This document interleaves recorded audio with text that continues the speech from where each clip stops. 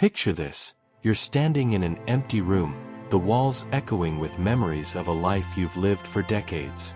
The clock on the wall ticks louder than it should, each second heavy with something you can't name. You're over 50, maybe 70, maybe older, and there's a quiet ache in your chest, a secret pain no one warned you about. Getting older isn't just creaky joints or gray hair. It's something deeper, something no one talks about. There are 5 emotional challenges seniors face that slip through the cracks of every conversation. Silent thieves that steal your peace, your purpose, your spark. Stay with me, because I'm about to pull back the curtain on these hidden truths, and once you see them, you'll never look at your life, or your future, the same way again. Don't forget to subscribe to Golden Memories. The first challenge is the weight of irrelevance. You've spent your life being needed by your kids, your spouse, your job, your community. You were the one who fixed problems, gave advice, held things together. But now, the phone doesn't ring as often. Your kids have their own lives, your colleagues have moved on, and the world seems to spin without you. It's not just loneliness, it's the gut punch of feeling like you don't matter anymore. I met a man named George, 74, who used to run a construction company. He built homes, schools, lives. After he retired, he felt like a ghost in his own town. No one asked for his opinion anymore. No one needed his hands. He told me, "It's like I vanished and no one noticed." That feeling, it's a lie your mind tells you when the world gets quiet. You haven't vanished. Your wisdom, your stories, your heart, they're still needed. The challenge is finding where you fit now. Start small, volunteer at a local school, share your skills with a neighbor, write down the stories only you can tell. The world hasn't stopped needing you, it's just waiting for you to show up in a new way. Don't let the lie of irrelevance dim your light. You're still here, and that means you still matter. The second challenge is the shadow of regret. After 50, 60, 70 years, you've got a long road behind you, and it's easy to look back and see every wrong turn, every missed chance, every word you wish you'd said. Regret isn't just a memory, it's a living thing that sits on your shoulder, whispering, "What if?" until it drowns out the present. I knew a woman named Linda, 68, who carried a regret like a stone in her chest. She'd always wanted to travel, to see Paris, to feel the world beyond her small town. But life got in the way. Kids, bills, responsibilities. Now, she sat in her living room, staring at travel magazines, thinking it was too late. Regret was eating her alive, not because she hadn't gone to Paris, but because she believed her chance was gone. Here's the truth: regret only wins if you let it. You can't change the past, but you can change what you do today. Linda started small. She joined a local travel club, saved for a trip to a nearby city, and found joy in new places. You're not too old to chase what matters. Write down one regret, just one, and ask yourself, what's one small step I can take toward it now? A letter, a phone call, a new hobby. The road behind you doesn't define the road ahead. Don't let regret steal your tomorrow. The third challenge is the erosion of identity.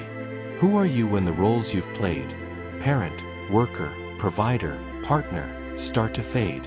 After 70, the mirror can feel like a stranger. You look at your hands, your face, and wonder where the you used to know went. Society doesn't help. It tells you you're old, that your best days are behind you, that you're supposed to fade quietly into the background. But that's a lie. I met a woman named Evelyn, 79, who spent her life as a teacher. When she retired, she felt like she'd lost herself. "I was Miss Evelyn to everyone," she said. "Without my classroom, who am I?" She wandered in that fog until she started tutoring kids at a community center. It wasn't about the teaching, it was about rediscovering her fire. Your identity isn't your job or your role. It's the spark inside you that no one can take away. Find it again. Try something new. Paint, dance, garden, mentor. Ask yourself, what makes me feel alive? And chase it, even if it's just a flicker. You're not a shadow of who you were. You're a new version, waiting to be born. Don't let the world tell you who you're supposed to be. The fourth challenge is the fear of being forgotten. As the years pile up, you start to notice how the world moves on. Friends pass away, family gets busy, and you wonder, will anyone remember me when I'm gone? This fear isn't just about death, it's about legacy, about whether your life meant something. It's a quiet terror that creeps in during the still moments, when you're alone with your thoughts.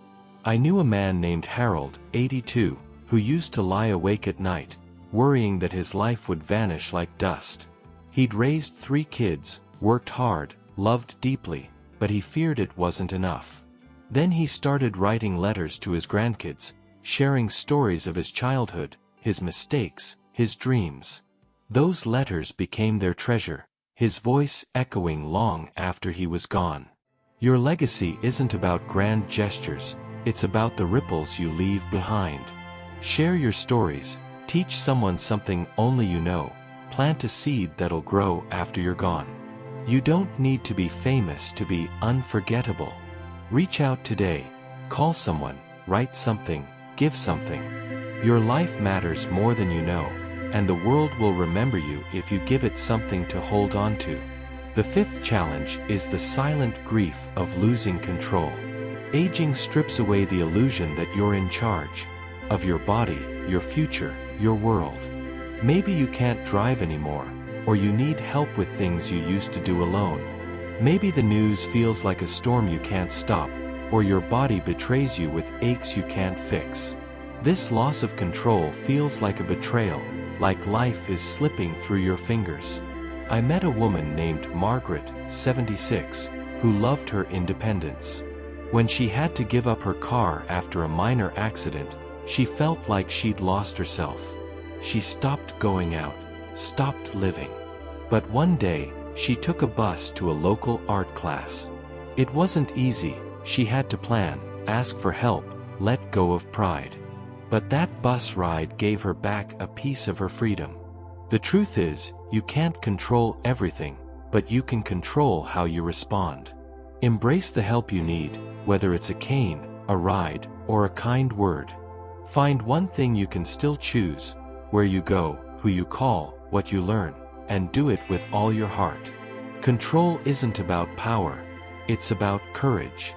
You're not losing yourself, you're finding a new way to fight. You're still here, listening, breathing, feeling. That means you're stronger than you know. These 5 challenges, feeling irrelevant, carrying regret, losing identity, fearing you'll be forgotten, grieving lost control, they're not just obstacles. They're invitations to live deeper, to love harder, to fight smarter. You've carried so much in your life, and you're still standing. Now, take these truths and do something with them. Call someone you've missed. Start that project you've put off. Tell your story. You're not just getting older, you're getting wiser, braver, more alive. The world needs you, not the you from 20 years ago, but the you right now, with every scar and every spark. What will you do with this moment? I believe in you. Go show the world you're still here.